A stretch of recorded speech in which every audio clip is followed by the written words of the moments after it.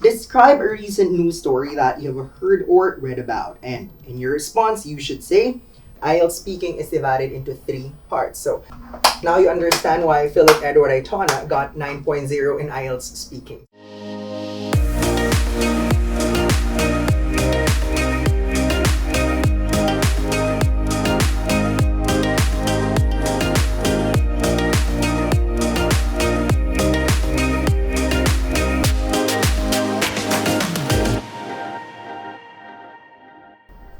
Hello.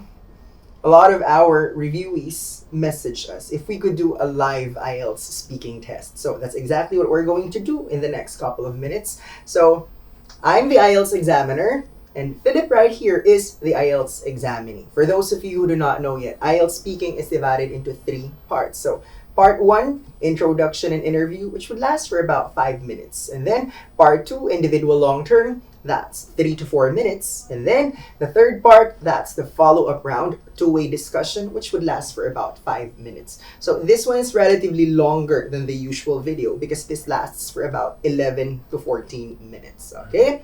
So first things first. When you enter the cubicle, the examiner will ask for your valid ID. It could be your passport, it could be your PRC license, SSS ID, GSIS ID, or Government Unified Multipurpose ID.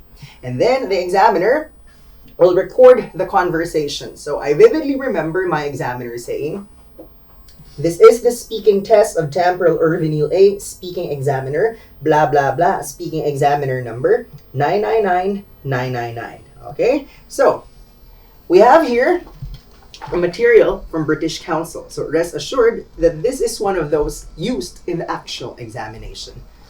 We begin with part 1.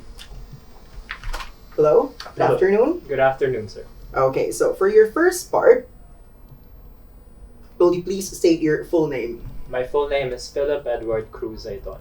Okay, let's begin with the first question. What work do you do? For the past 12 years, I've been working as a lecturer at 9.09er IELTS Review Center. I've been helping prepare people to do well in their English exams, this English exam in fact. It's been very fulfilling because it helping people realize how intelligent they actually are and how ready they actually are to demonstrate skills that they've always had. It's something that I've enjoyed for the past decade or so. Why do you choose this job? Because I'm good at it. It's something that comes naturally to me, not only speaking and using the language, but also helping people think better and analyze better, because I think that's the kind of person that I am. I like to dissect, I like to break things apart, and then put them together in a much simpler way that nonetheless preserves the core meaning. And the feedback that I love the best from my students is when they say, "Sir Pheelyp, it used to be so complicated for me, but I didn't know that I could understand it. Thank you." And I just tell them, "You're welcome." They say, "Sir, you're the best." And I tell them, "I agree." Okay, you've mentioned you've been doing this for the last 12 years. So now, will you please tell me about your typical day at work? My typical day at work begins with coffee. I cannot function without it. But then after that, I launch into lectures. I like to have lots of interactive activities with my students because I firmly believe that the IELTS exam is a skills-based test in contrast to a knowledge-based test, and students learn by doing.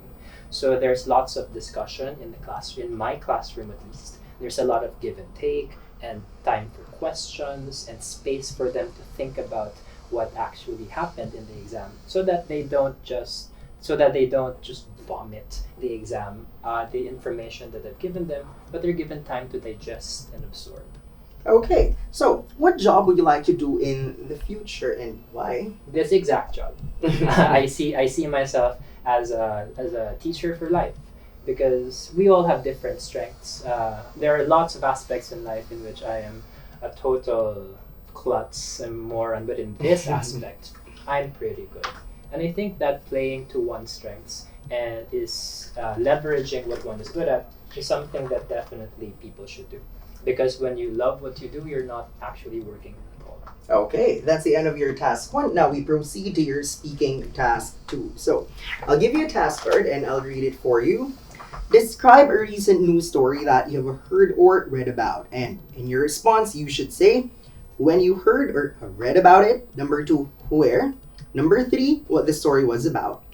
Explain what you thought or felt about this story. So you will have to talk about the topic for 1 to 2 minutes. You're given 1 minute to prepare for your answer.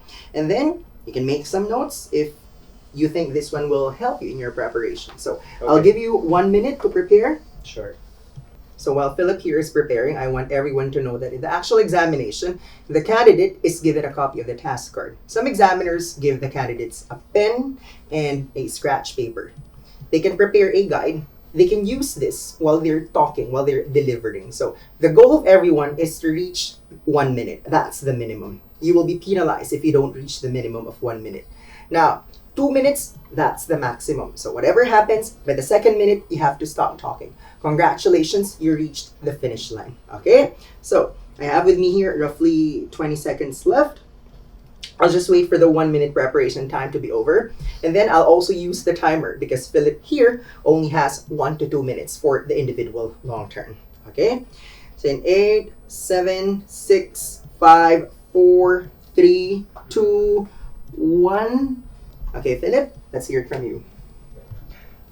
There have been lots of news stories that have been going on during the pandemic, but the news story that is top of mind to me right now is a recent fiasco at the PhilHealth, in which there have been serious allegations of corruption to the tune of billions of pesos, in which so much money has been stolen from public coffers.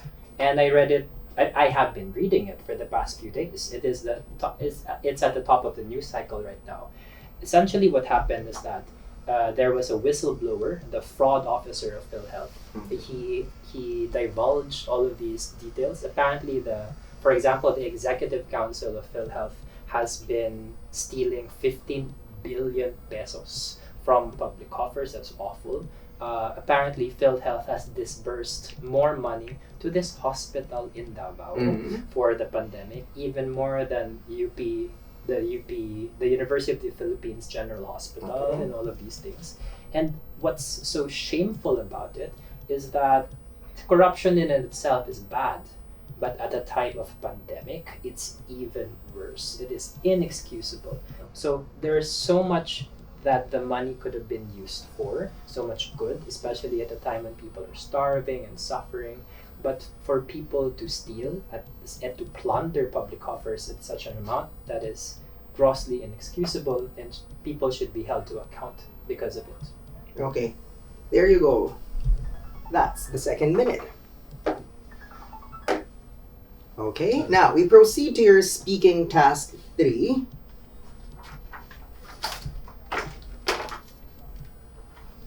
Okay, so we've been talking about news stories, and I'd like to discuss with you some more general questions related to this. Let's talk about the news and the internet. So, how do people usually get the news in your country? Well, in my country, my country is one of the countries that has one of the highest uses of social media, Facebook, in fact, and therefore most people get their news online and not from TV anymore. Okay, so do you think the internet is going to change the way we get news? Why or why not? I think the internet has already changed the way that we get news. Because unlike before, in which people were reliant on broadcasts in television, which cannot be replayed, now media companies such as Rappler and The Inquirer can just upload their articles on the internet and everyone can access it for free. Unfortunately, this also comes with a downturn because fake news also abounds in the internet because anyone can write anything online. Okay. And, yeah. Now, for your next question, what are the advantages and disadvantages of getting news from the internet? Well, I touched on it a little bit earlier, but I would like to emphasize that disinformation campaigns are a serious threat to everybody precisely because there are troll farms, for example, troll armies. Politicians can hire entire media campaigns to distort their image and distort the truth. Therefore, people become confused between what is right and what is wrong. An advantage, though, of having news in the internet is that it's much more accessible. A 20 peso, 25 peso broadsheet like The Inquirer, for example, may seem like peanuts to us. But for people of more humble means, then Mhm. this may have been an entire meal that they have had to do without. But now that it's free, it's everything is online, then more people become informed. Okay, now let's talk about the news in general. Do you think newspapers are more reliable than TV news? Well, I think that broadsheets Mhm. and television are different kinds of news. Television is more immediate journalism. It's live. No? It's whereas broadsheets, people have to take time to write it and think about it and verify it, things like that. So yes, there is a difference, and some people like videos more than text. They don't. Some people don't like to read as much, so it caters to different audiences, definitely. Okay, apparently, in some countries, the government controls the news through censorship. How exactly do you feel about that? This is a disservice to everybody because in China, for example, in which news is censored, they don't even allow Twitter and Facebook there.